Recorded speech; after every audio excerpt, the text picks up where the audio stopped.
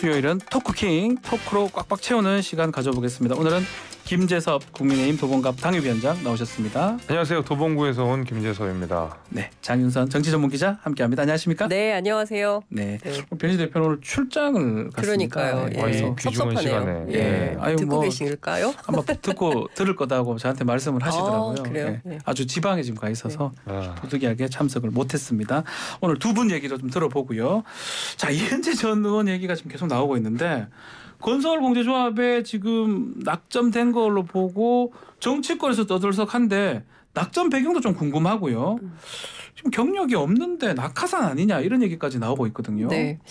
그러니까 뭐 이은재 의원 하면 사람들이 일단 웃어요. 박 변호사님도 잠깐 웃으셨지만 그러니까 약간 거의 이제 정치 코미디 수준. 사퇴하세요. 그거가 다 기억이 나요. NSA 막 이제 이런 발언 때문에 그런데요.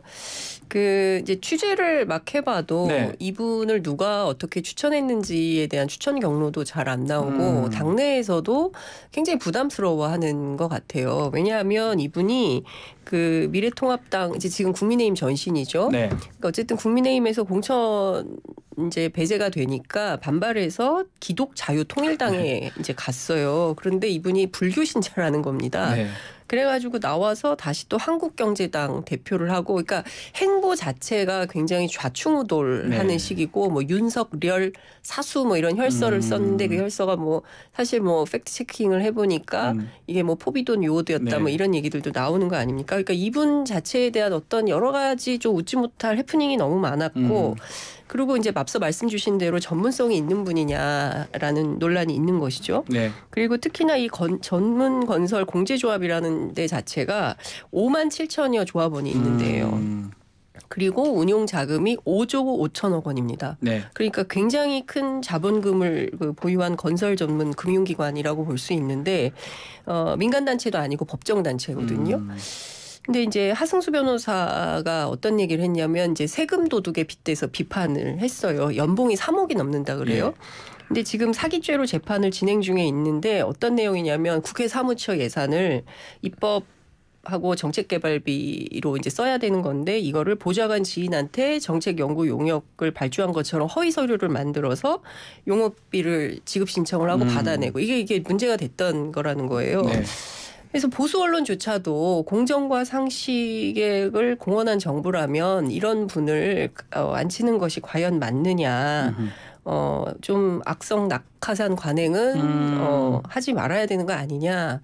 이런 비판이 나오는 것 같습니다. 어제 저희 이제 라디오에 김혜영 비대위원이 출연을 했는데 당내에서도 좀 부정적 기류가 있을 것이다라고 얘기를 하던데요.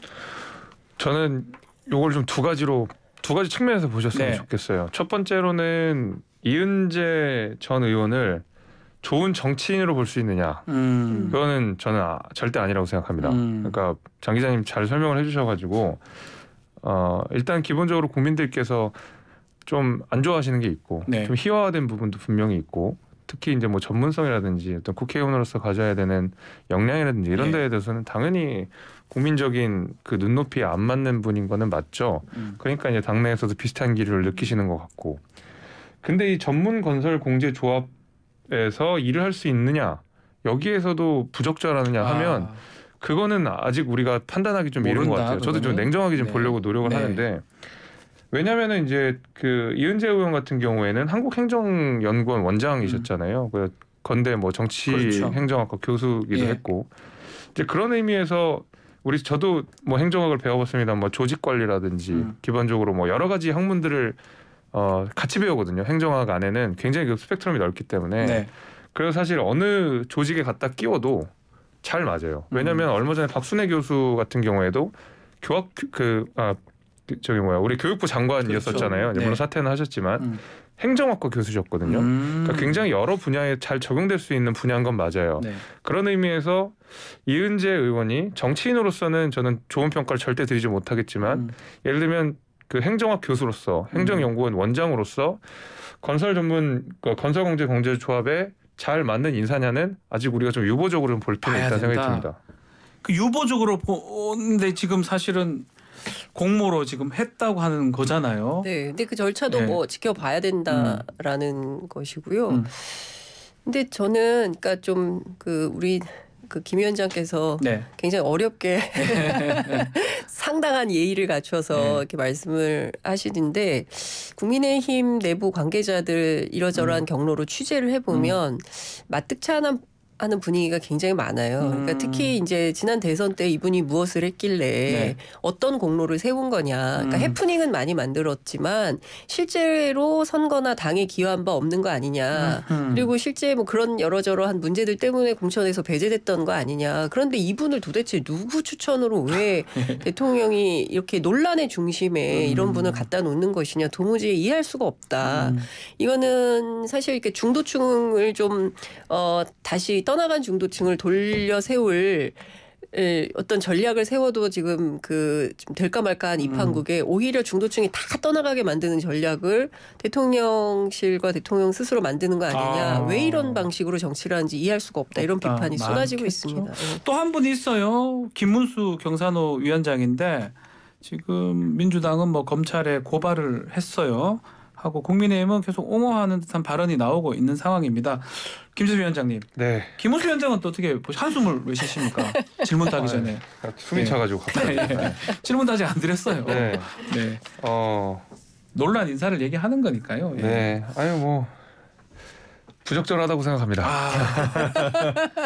왜냐면 말씀을 하시네요. 예. 왜냐면요. 네. 이제 아까 전에 제가 이은재 의원을 평가할 때 정치인으로서의 평가와 네. 그다음에 어떤 행정 전문가로서의 평가를 분리해서 보려고 말씀을 드렸잖아요. 근데 김문수 위원장님 같은 경우에는 사실은 저는 뭐 개인적으로 그렇게 생각할 수 있다고 생각합니다. 뭐 문재인 대통령을 김일성주의자라고 생각할 수 있죠. 네. 윤건영 의원을 주사파라고 생각할 수 있죠. 저는 뭐 얼마든지 개인적으로 그럴 수 있다고 네. 생각합니다. 근데 이것을 소신의 영역으로만 우리가 보기에는 김문수 위원장의 발언이 있었던 장소가 국감장이었다는 거, 피감기관장이었다라는 거, 예. 그리고 국민을 대표해서 묻는 의원들의 질문에 대해서 공식적으로 한 답변이라는 것을 생각해 보면 저는 김문수 위원장의 생각이 경산호위 위원장으로서 경산호위를 이끌어가는 데 상당 부분 영향을 미칠 수밖에 없다. 그런 의미에서는 우려스럽다라는 점을 말씀드릴 수밖에 없고 예. 무엇보다도 우리가 경산호위라고 하는 자리가 어떤 자리냐면 결국 노측과 사측이 뭐 협의를 해서 네. 뭐 우리가 지금 노동시장 안에서 해결해야 될 문제가 너무 많은데 한 땀 한 땀 또 풀어가야 되는 자리 아니겠습니까? 그렇죠. 예. 지금까지 이제 경산호위가 뭐 이렇다 할 큰 업적을 남긴 뭐 어떤 위원회는 아니에요. 그래도 미시적인 단위에서는 꽤 많은 일들이 있었거든요. 근데 가장 큰 문제점으로 지적됐던 것이 이 경산호위 안에 종종 주요한 사건에 대해서 민노총이 안 나왔다라는 것, 그렇죠. 민노총이 테이블에 없었다라는 것, 이건 큰 문제였는데 김문수 위원장이 위원장을 내정되자마자 민노총은 바로 보이콧을 선언했고 그렇죠. 한노총마저 지금 한국노총도 좀 계속 안 지금 안 좋은 상태거든요. 예. 그러면 시작도 전에 한노총 양대 노총의 보이콧을 받고 있는 상황이라 그러면 어떻게 우리가 타협을 이끌어낼 수 있을까 생각이 들고 국민의힘 제 입장에서도 민노총 나쁜 점 굉장히 많다고 생각합니다. 네. 고쳐야 될 점도 많고 비판하고 싶은 점도 많은데 이들을 진짜 제대로 비판하기 위해서는 테이블 위에 앉혀야 된다고 생각하거든요. 테이블 위에다 앉혀놔서 협상 결과물을 만드는 과정에서 비판을 하든 어쨌든 그걸 가지고 비판을 해야 되는데 김문수 위원장 내정 소식 들리자마자 민노총의 보이콧을 선언해서 테이블에서 저 멀리 그렇죠. 밀려났다고 하는 것은 사실 경산호위가 가지는 대한민국의 어떤 정책적인 위상을 따져봤을 때 부적절하다는 것을 부인하기는 어려울 거라고 생각합니다. 김 위원장 지금 말씀하신 것처럼 이런 것들 때문에 왜 저분이 임명됐냐. 일각에서는 혹시나 보수층을 결집시키는 뭐 그 전에만 해도 유튜브 방송을 네. 많이 했잖아요. 강한 얘기도 했고 지금 말한 것처럼 국감 가서도 그대로 얘기를 해버렸습니다. 네. 아마 대통령이 조금 그런 것들을 의도한 거 아니냐 이런 또 분석도 있더라고요. 그거 어떻게 보십니까? 그러니까 뭐 제가 보기에는 너무 단견인 것이죠. 그러니까 이를테면 이제 김문수 위원장 같은 경우에는 그 상식과 합리에 기반한 보수라기보다는 어떤 저는 극단주의자라고 네. 생각을 합니다. 그러니까 뭐 그런 생각할 수 있죠. 근데 혼자서는 생각할 수 있지만 경사노위 위원장이라는 자리에 걸맞는 인사인가 네. 이 부분은 좀 점검해보고 판단해볼 필요가 있는데 저는 덧붙여서 네. 정진석 비대위원장이라든가 주호영 원내대표라든가 이런 분들의 인식이 더 문제라고 생각이 그분들이 좀 듭니다. 어느 정도 좀 옹호한 듯한 발언들을 그러니까요. 했습니다. 예, 뭐 소신 발언이라든가 뭐 이렇게 주장을 하고 있는데 뭐 저는 좀 이런 생각이 좀 듭니다. 앞서 이제 우리 김재석 위원장 계시지만 대한민국 제가 취재해온 바로는 대한민국 보수정당에 이렇게 젊은 청년 정치인들이 찾아와서 보수정당 혁신하겠다, 개혁하겠다 이런 역사가 없어요. 그런데 이제 처음으로 이런 분들이 오셔서 뭔가 새로운 정당을 좀 해보겠다고 하는데 어쨌든 이준석 대표를 이런 방식으로 내몬 거 아닙니까? 네. 그리고 나서 지금 상황을 보면 도로 자유한국당, 신한국당, 뭐 새누리당 수준으로 간 거예요. 근데 여기에서 앞서 말씀하신 대로 보수주의자들을 모은다. 그러면 지금 전반적인 여론조사 지형을 보면 20대, 30대, 40대는 10%대 지지율을 보이고 있고요. 네. 경우에 따라서는 단자리수 뭐 7% 뭐 이런 것들도 있습니다. 거기에다가 수도권 민심은 완전히 떠나가고 있어요. 네. 그러면 결국에는 영남 자민련을 하시겠다는 것이냐. 영남 지역당으로 그냥 묶여서 뭐 한 5, 60석에 머물러서 할 거냐. 이런 걸 좀 여쭙고 싶고 또 하나 더 제가 심각하게 말씀드리고 싶은 것은 박정희 시대에 머물러 있다는 거예요. 박정희요? 네, 그러니까 70년대 그 냉전 사고 방식, 국민윤리적 사고 방식에 사로잡혀서 감당을 못 하시는 것 같아요. 그러니까 이미 대한민국은 대단히 발달된 선진국이고 국력이 전 세계 6위잖아요. 그리고 군사력도 6위 아닙니까? 우리 밑에 7위가 프랑스고 8위가 뭐 영국이고 네, 뭐 이렇지 맞습니다. 않습니까? 뭐 이런 정도의 큰 나라인데 이 나라를 경영하고 운영할 만한 감당을 못하는 거 아닌가라는 생각이 좀 들어요. 그러니까 저는 지난번 우리 코로나 때도 보면 다른 나라들의 막 사재기 열풍이 있었지만 한국은 그러지 않았거든요. 네. 왜냐하면 성숙한 시민의식이 있기 때문이에요. 그리고 이미 우리는 상당히 그러지 않을 거라는 생각이 있기 때문에 이런데 오히려 이렇게 국민들의 그 선진적인 의식을 정치권이 특히 정부와 여당이 따라가지 못하는 이런 시대착오적 상황이 발생하는 것 때문에 국민들이 이제는 야, 이 인식 자체가 너무 천박하다 이런 생각들을 하시는 것 같아요. 그래서 참 좀 어떤 측면에서 보면은 안타깝고 우리 정치가 너무 후진적이고 발달이 안 된다 이런 생각을 국민들이 하고 계시지 않을까 싶습니다. 김 위원장 다 같이 한번 여쭤보겠습니다.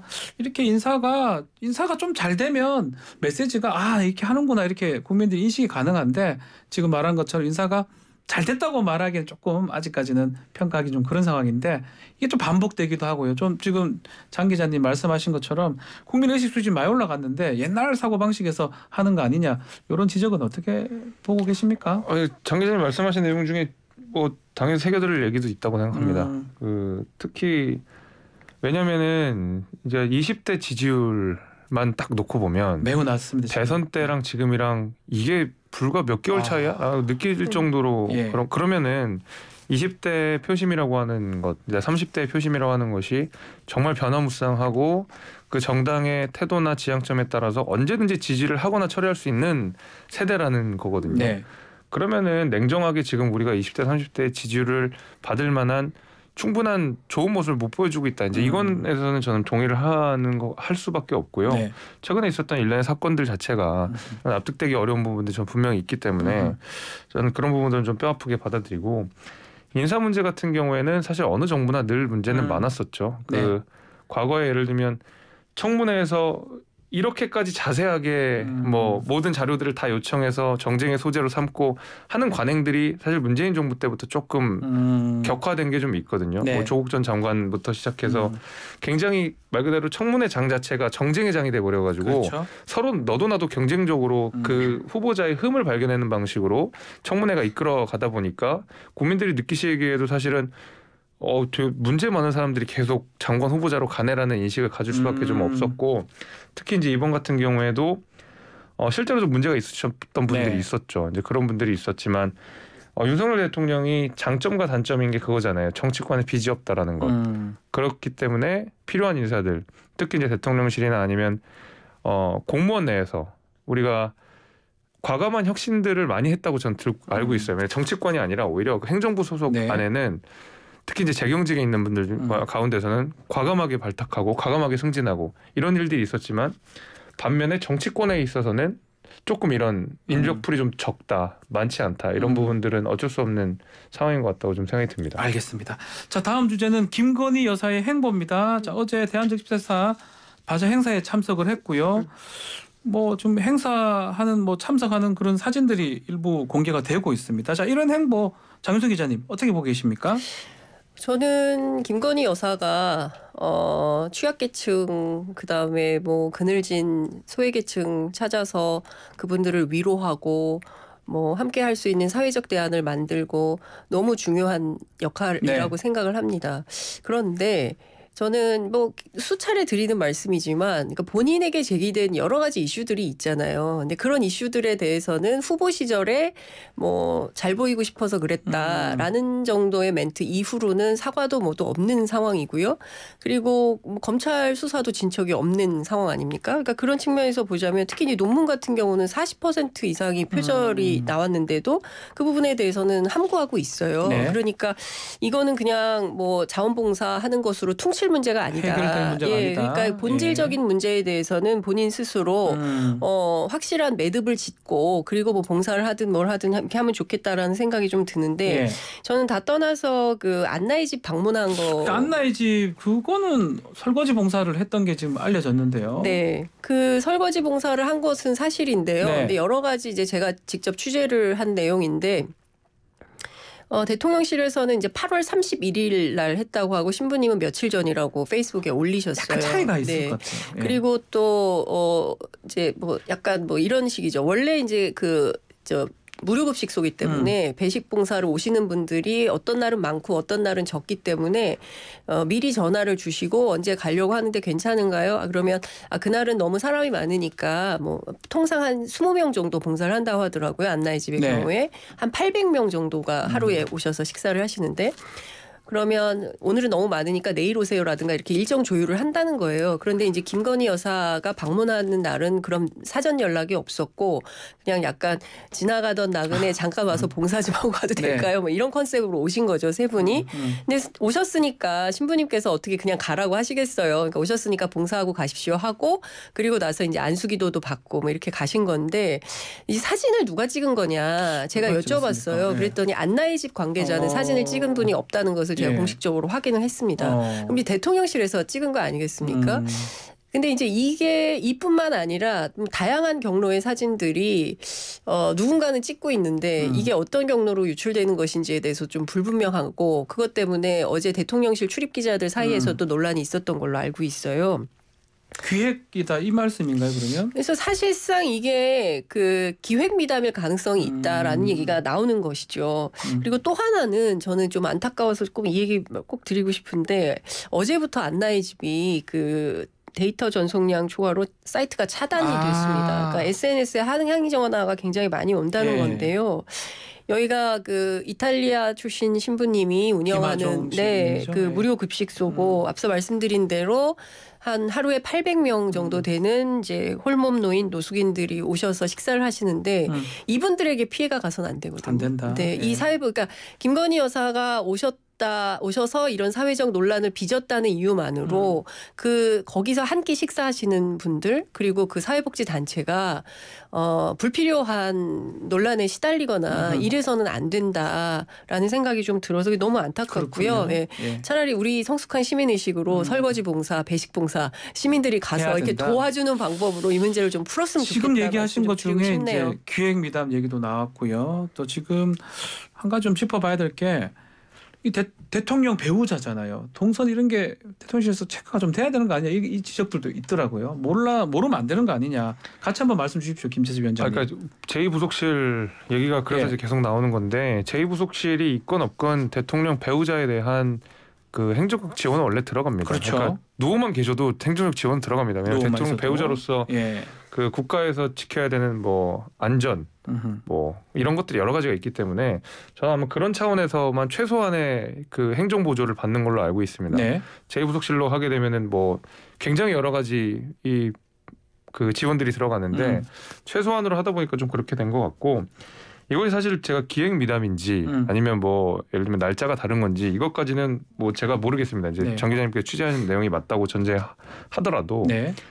그 이제 김건희 여사에 대한 태도에 있어서는 사실 이제 특히 이제 민주당의 태도는 가만히 있으면 가만히 있는다고 뭐라고 하고 나오면 나온다고 뭐라고 하고 봉사활동을 하면 또 봉사활동을 했다고 뭐라고 하고 그러니까 어떤 방식으로든 뭐라고 할 수밖에 없는 상황이거든요. 물론 이제 김건희 여사를 향한 여러 가지 의혹들 여러 가지 명쾌하게 해결되지 않은 부분들이 있지만 그래도 그건 그거고 얼마든지 또 예를 들면 민주당 내에서도 문제 제기를 계속 할 수 있잖아요. 네. 앞으로도. 근데 그건 그거대로 두고 저거는 봉사활동 하는 거는 그래 봉사활동 한 건 잘했다. 앞으로 더 많이 하시라. 이런 것도 해주시면 좋겠다. 제안해도 괜찮을 거라고 봅니다. 저는. 아예 하라. 봉사활동만 하라. 아니 네. 근데 제가 그 네. 민주당뿐만 아니라 네. 저는 이제 기자들하고도 싸우게 생겼어요. 예. 그러니까 왜 그러냐 하면 어제 그 적십자사 바자회에 참석을 했는데 그것을 그제 저녁 7시 1분에 기자들 단톡방에 그냥 올린 네. 거예요. 네. 그런 다음에 전속 사진사가 가서 촬영을 한다. 취재는 나중에 그 풀하겠다라고 엠바고를 걸고 한 거예요. 네.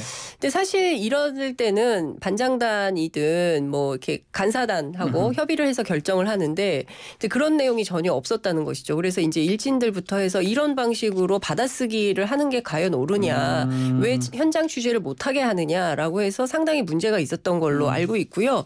저는 그 이제 박원석 전 의원 같은 경우 뭐 조선중앙통신이냐 뭐 이런 비판도 하던데 이런 방식으로 하는 것은 옳지 않죠. 예컨대 원하는 방식으로의 사진만 내보내면서 홍보를 하는 언론 플레이도 뭐 할 수 있다고 생각을 해요. 그러나 대한민국은 어쨌든 자유민주주의 국가이고 그리고 취재해서 국민들에게 알려야 될 의무도 기자들에게 있는 것입니다. 그런데 이런 것을 못하게 한다, 안 하게 한다, 이것은 조금 논란의 여지가 굉장히 클 수 있다. 이렇게 말씀드릴 수 있을 것 같습니다. 자, 시간이 좀 없는데 이재명 대표 재판 얘기도 좀 해보겠습니다. 선거부 위반 재판 본격적으로 시작이 됐는데 이재명 대표가 일단은 조작 수사에 대비해야 된다. 뭐 이렇게 하면서 SNS 기사를 공유를 했습니다. 그 부분 먼저 한번 얘기를 좀 해보죠. 김재수 위원장님 어떻게 보십니까? 선방을 날린 것이죠. 선방.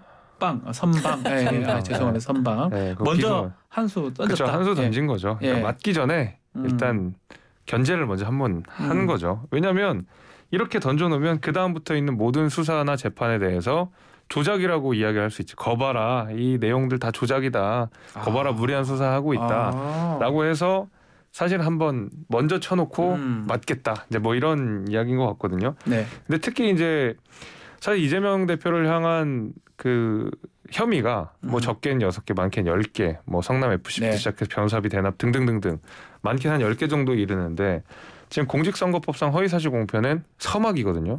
아직 뭐 본론은 들어오지도 않았어요. 근데 이 허위사실 공표부터 사실 이재명 대표는 긴장할 수밖에 없는 게 불과 2018년에 지방선거 때 똑같은 그 이 공직선거법으로 대법원까지 올라가서 겨우 그렇죠. 무죄를 받았던 사례가 있기 때문에 이게 어떻게 될지 모른다. 굉장히 큰 긴장 속에 있을 거라고 생각이 되고 그 결국에는 그거잖아요. 국토부가 협박을 했다. 난 김문기 처장을 모른다. 이 두 가지였는데 그거 두 개는 주관적인 영역이지만 국토부가 직무유기로서 협박을 했다. 국토부가 직무유기라는 말을 안 썼으면 그건 거짓말이 되는 거거든요. 이건 주관의 영역이 아니라 객관의 영역으로 넘어오게 되는 거잖아요.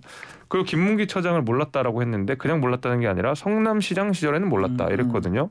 근데 최근에 언론 보도를 보면 성남시장 시절에 고 김문기 처장의 대면 보고를 받았다라는 내용들이 나오잖아요. 그렇죠, 그럼 성남시장 시절에 대면 보고를 받았던 내용들이 계속 반복적으로 나오면 그것도 거짓말의 영역으로 사실로서 다툴 수 있거든요. 저는 그런 의미에서 지금 이재명 대표가 상당히 긴장하고 있을 것 같다. 긴장을 했기 때문에 선제 공격을 한 거다라는 취지로 지금 김재수 위원장님 말씀하셨습니다.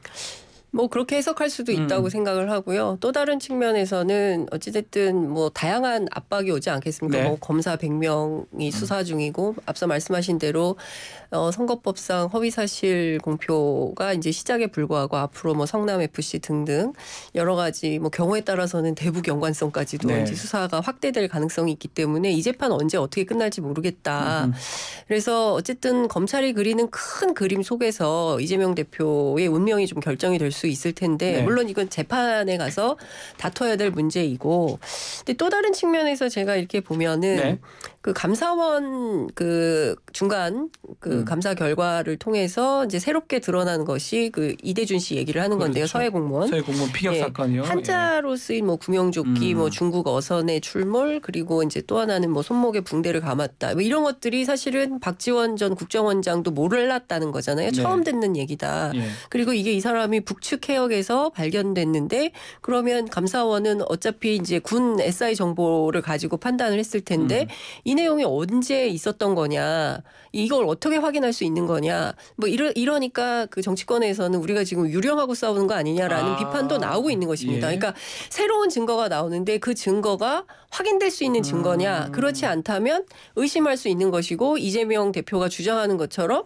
뭔가 조작이 있는 거 아니야라고 음모론이나 의심을 하게 될 수 있다. 그러니까 제가 보기에는 이게 계속 커지면 정쟁도 커지고 국민 불신과 불안 뭐 이런 것들이 커지기 때문에 네. 저는 어쨌든 깔끔하게 재판의 영역에서 다툴 것은 재판의 영역으로 확실히 다투고 사실과 객관성을 가지고 싸우는 정치가 좀 됐으면 좋겠다라는 생각이 좀 듭니다. 의혹 제기도 많이 하고 또 중간에 또 많은 자료들이 나오다 보니까 또 이런 얘기를 하는 것 같습니다.